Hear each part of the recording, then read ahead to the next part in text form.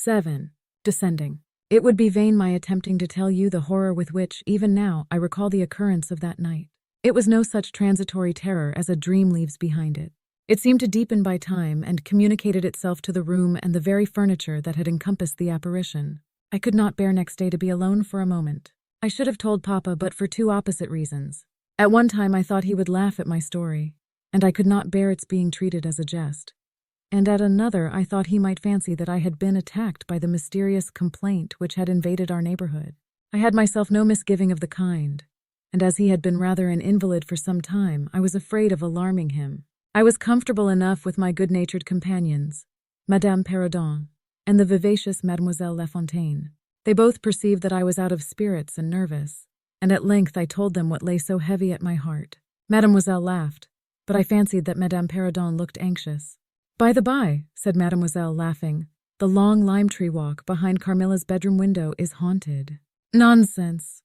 exclaimed Madame, who probably thought the theme rather inopportune. "And who tells that story, my dear?" "Martin says that he came up twice when the old yard gate was being repaired before sunrise, and twice saw the same female figure walking down the lime-tree avenue." "So he well might, as long as there are cows to milk in the river fields," said Madame. "I dare say. But Martin chooses to be frightened, and never did I see fool more frightened. You must not say a word about it to Carmilla, because she can see down that walk from her room window," I interposed. "And she is, if possible, a greater coward than I." Carmilla came down rather later than usual that day. "I was so frightened last night," she said so soon as we're together. "And I am sure I should have seen something dreadful if it had not been for that charm I bought from the poor little hunchback whom I called such hard names. I had a dream of something black coming round my bed, and I awoke in a perfect horror, and I really thought for some seconds I saw a dark figure near the chimney-piece, but I felt under my pillow for my charm, and the moment my fingers touched it, the figure disappeared. And I felt quite certain only that I had it by me, that something frightful would have made its appearance and perhaps throttled me, as it did those poor people we heard of." "Well, listen to me," I began, and recounted my adventure, at the recital of which she appeared horrified. "And had you the charm near you?" she asked earnestly. "No, I had dropped it into a china vase in the drawing-room. But I shall certainly take it with me tonight, as you have so much faith in it. At this distance of time I cannot tell you, or even understand how I overcame my horror so effectually as to lie alone in my room that night. I remember distinctly that I pinned the charm to my pillow. I fell asleep almost immediately, and slept even more soundly than usual all night. Next night I passed as well. My sleep was delightfully deep and dreamless, but I wakened with a sense of lassitude and melancholy, which, however, did not exceed a degree that was almost luxurious. "Well, I told you so," said Carmilla when I described my quiet sleep. "I had such delightful sleep myself last night. I pinned the charm to the breast of my nightdress. It was too far away the night before. I am quite sure it was all fancy except the dreams. I used to think that evil spirits made dreams, but our doctor told me it is no such thing. Only a fever passing by, or some other malady, as they often do, he said, knocks at the door and not being able to get in, passes on with that alarm." "And what do you think the charm is?" said I. "It has been fumigated or immersed in some drug, and is an antidote against the malaria," she answered. "Then it acts only on the body." "Certainly. You don't suppose that evil spirits are frightened by bits of ribbon or the perfumes of a druggist's shop? No, these complaints, wandering in the air, begin by trying the nerves, and so infect the brain. But before they can seize upon you, the antidote repels them. That, I am sure, is what the charm has done for us. It is nothing magical, it is simply natural. I should have been happier if I could have quite agreed with Carmilla. But I did my best, and the impression was a little losing its force. For some nights I slept profoundly, but still every morning I felt the same lassitude and a languor weighed upon me all day. I felt myself a changed girl. A strange melancholy was stealing over me, a melancholy that I would not have interrupted. Dim thoughts of death began to open, and an idea that I was slowly sinking took gentle and somehow not unwelcome possession of me. If it was sad, the tone of mind which this induced was also sweet. Whatever it might be, my soul acquiesced in it. I would not admit that I was ill. I would not consent to tell my papa or to have the doctor sent for. Carmilla became more devoted to me than ever, and her strange paroxysms of languid adoration more frequent. She used to gloat on me with increasing ardor the more my strength and spirits waned. This always shocked me like a momentary glare of insanity. Without knowing it, I was now in a pretty advanced stage of the strangest illness under which mortal ever suffered. There was an unaccountable fascination in its earlier symptoms that more than reconciled me to the incapacitating effect of that stage of the malady. This fascination increased for a time, until it reached a certain point, when gradually a sense of the horrible mingled itself with it, deepening, as you shall hear, until it discolored and perverted the whole state of my life. The first change I experienced was rather agreeable.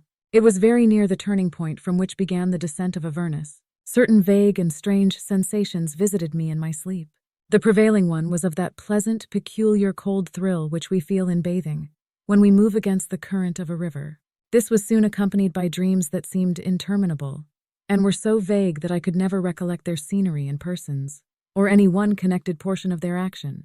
But they left an awful impression and a sense of exhaustion, as if I had passed through a long period of great mental exertion and danger. After all these dreams, there remained on waking a remembrance of having been in a place very nearly dark, and of having spoken to people whom I could not see, and especially of one clear voice of a female's, very deep, that spoke as if at a distance, slowly, and producing always the same sensation of indescribable solemnity and fear. Sometimes there came a sensation as if a hand was drawn softly along my cheek and neck. Sometimes it was as if warm lips kissed me, and longer and more lovingly as they reached my throat. But there the caress fixed itself. My heart beat faster, my breathing rose and fell rapidly and full-drawn.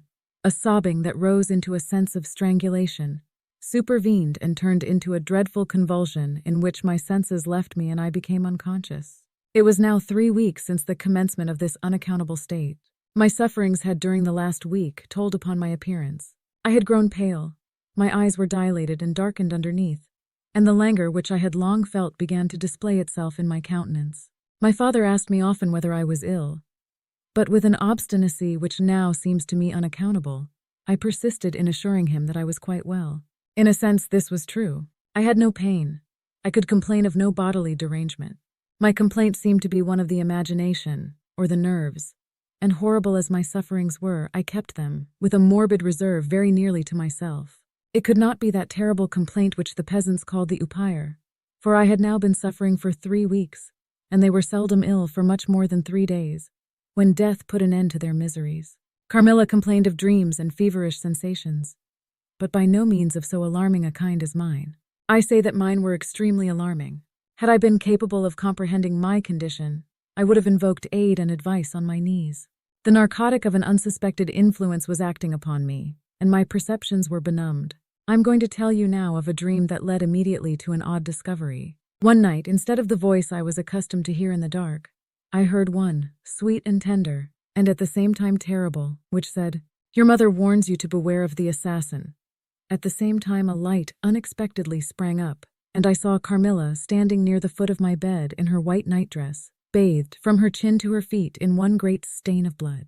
I wakened with a shriek, possessed with the one idea that Carmilla was being murdered. I remember springing from my bed, and my next recollection is that of standing on the lobby crying for help. Madame and Mademoiselle came scurrying out of their rooms in alarm. A lamp burned always on the lobby, and seeing me, they soon learned the cause of my terror. I insisted on our knocking at Carmilla's door. Our knocking was unanswered. It soon became a pounding and an uproar. We shrieked her name, but all was vain. We all grew frightened, for the door was locked. We hurried back in panic to my room. There we rang the bell long and furiously. If my father's room had been at that side of the house, we would have called him up at once to our aid. But alas, he was quite out of hearing, and to reach him involved an excursion for which we none of us had courage. Servants, however, soon came running up the stairs.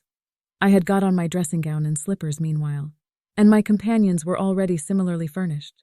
Recognizing the voices of the servants on the lobby, we sallied out together, and having renewed as fruitlessly our summons at Carmilla's door, I ordered the men to force the lock. They did so, and we stood holding our lights aloft in the doorway, and so stared into the room. We called her by name, but there was still no reply. We looked around the room. Everything was undisturbed. It was exactly in the state in which I had left it on bidding her good night. But Carmilla was gone. 8. Search. At sight of the room, perfectly undisturbed except for our violent entrance, we began to cool a little and soon recovered our senses sufficiently to dismiss the men. It had struck Mademoiselle that possibly Carmilla had been wakened by the uproar at her door, and in her first panic had jumped from her bed and hid herself in a press, or behind a curtain, from which she could not, of course, emerge until the major domo and his myrmidons had withdrawn. We now recommenced our search and began to call her name again. It was all to no purpose. Our perplexity and agitation increased. We examined the windows, but they were secured. I implored of Carmilla, if she had concealed herself, to play this cruel trick no longer, to come out and to end our anxieties. It was all useless. I was by this time convinced that she was not in the room, nor in the dressing room, the door of which was still locked on this side. She could not have passed it. I was utterly puzzled. Had Carmilla discovered one of those secret passages which the old housekeeper said were known to exist in the Schloss, although the tradition of their exact situation had been lost? A little time would no doubt explain all. Utterly perplexed as, for the present, we were. It was past 4 o'clock, and I preferred passing the remaining hours of darkness in Madame's room. Daylight brought no solution of the difficulty. The whole household, with my father at its head, was in a state of agitation next morning. Every part of the chateau was searched. The grounds were explored. No trace of the missing lady could be discovered. The stream was about to be dragged. My father was in distraction.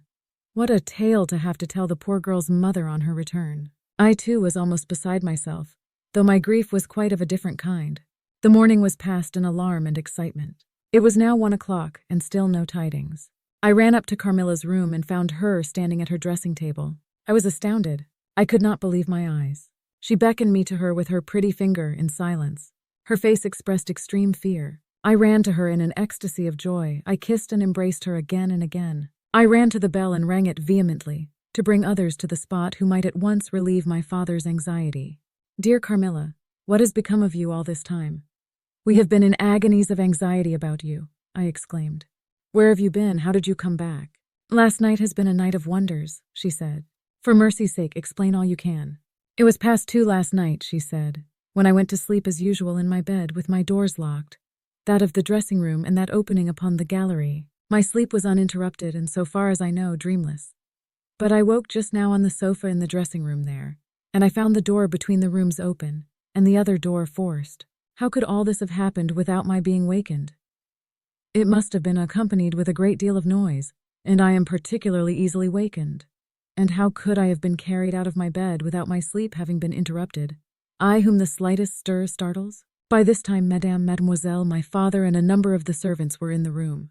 Carmilla was, of course, overwhelmed with inquiries, congratulations, and welcomes. She had but one story to tell, and seemed the least able of all the party to suggest any way of accounting for what had happened. My father took a turn up and down the room, thinking. I saw Carmilla's eye follow him for a moment with a sly, dark glance. When my father had sent the servants away, Mademoiselle having gone in search of a little bottle of valerian and sal volatile, and there being no one now in the room with Carmilla, except my father, Madame, and myself, he came to her thoughtfully, took her hand very kindly, led her to the sofa, and sat down beside her. Will you forgive me, my dear, if I risk a conjecture and ask a question? Who can have a better right? She said. Ask what you please, and I will tell you everything. But my story is simply one of bewilderment and darkness. I know absolutely nothing. Put any question you please, but you know, of course, the limitations Mamma has placed me under. Perfectly, my dear child. I need not approach the topics on which she desires our silence. Now, the marvel of last night consists in your having been removed from your bed and your room without being wakened, and this removal having occurred apparently while the windows were still secured, and the 2 doors locked upon the inside. I will tell you my theory and ask you a question. Carmilla was leaning on her hand dejectedly. Madame and I were listening breathlessly. Now, my question is this. Have you ever been suspected of walking in your sleep? Never, since I was very young indeed. But you did walk in your sleep when you were young. Yes, I know I did. I have been told so often by my old nurse. My father smiled and nodded. Well, what has happened is this. You got up in your sleep, unlocked the door, not leaving the key, as usual, in the lock, but taking it out and locking it on the outside. You again took the key out and carried it away with you to some one of the 25 rooms on this floor, or perhaps upstairs or downstairs. There are so many rooms and closets, so much heavy furniture, and such accumulations of lumber, that it would require a week to search this old house thoroughly. Do you see now what I mean? I do, but not all, she answered. And how, Papa, do you account for her finding herself on the sofa in the dressing room which we had searched so carefully?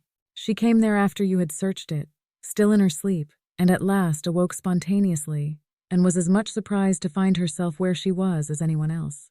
I wish all mysteries were as easily and innocently explained as yours, Carmilla, he said, laughing. And so we may congratulate ourselves on the certainty that the most natural explanation of the occurrence is one that involves no drugging, no tampering with locks, no burglars or poisoners or witches, Nothing that need alarm Carmilla or anyone else for our safety. Carmilla was looking charmingly. Nothing could be more beautiful than her tints. Her beauty was, I think, enhanced by that graceful languor that was peculiar to her.